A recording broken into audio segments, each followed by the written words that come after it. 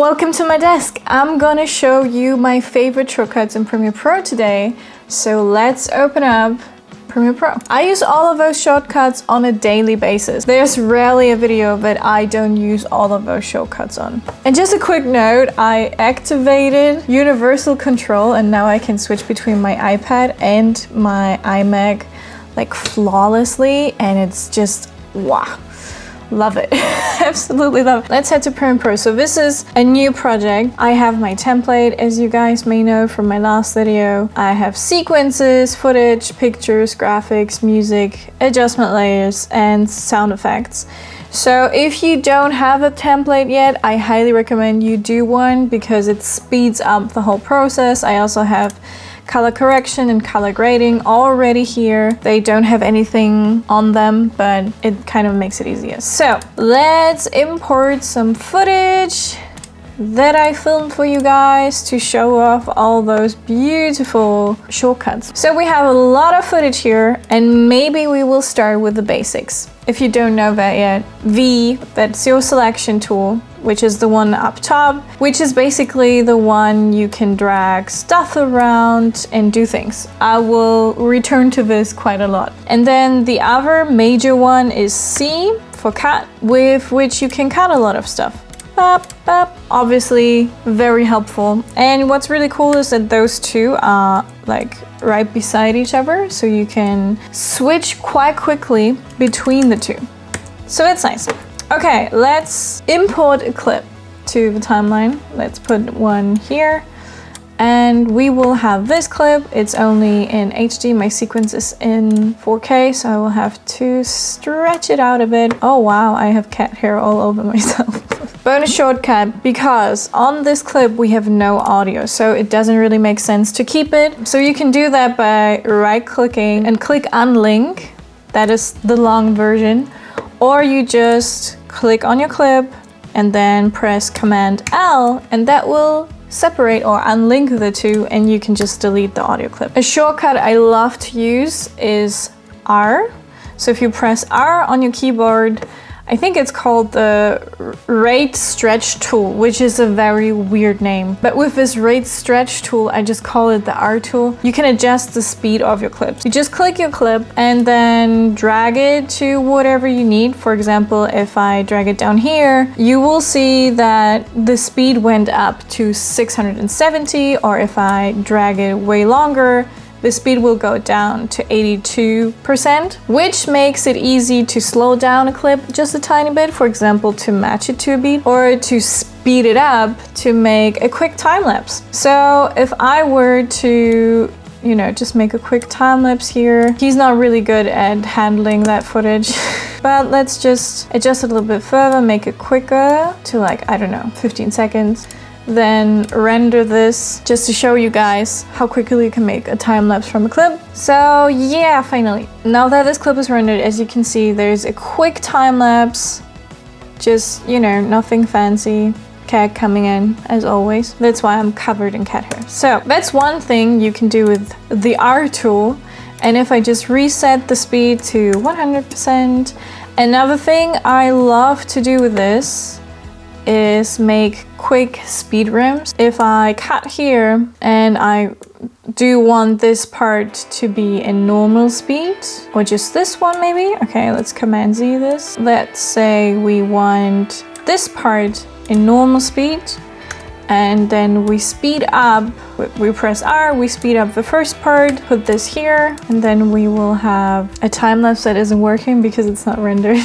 So this will go to normal speed, and then we will make this fast again. Let's render this real quick. This is just an example, and let's just watch, you know, the parts here. So this is an example of a quick time lapse, which then switches to normal speed because the cat comes in, and then from normal speed to quick again. So let's put in some other clips. So we have 3 clips and we have movement in here. So let's focus on the movement. So I'm kind of looking for one movement, like this maybe. So it kind of goes into the same direction, right? So we can reverse the speed on this. There's probably a shortcut for this, but I do it this way. And what you can do with my next favorite shortcut, which is the Y shortcut, it stands for ripple. It's a ripple tool. So if you have two clips and you click on Y, you can switch up the first and the last frame. So if I wanted to align those two like really well, it will show you the first and the last frame and also the next frame. So if you have a movement, you can align that quite well.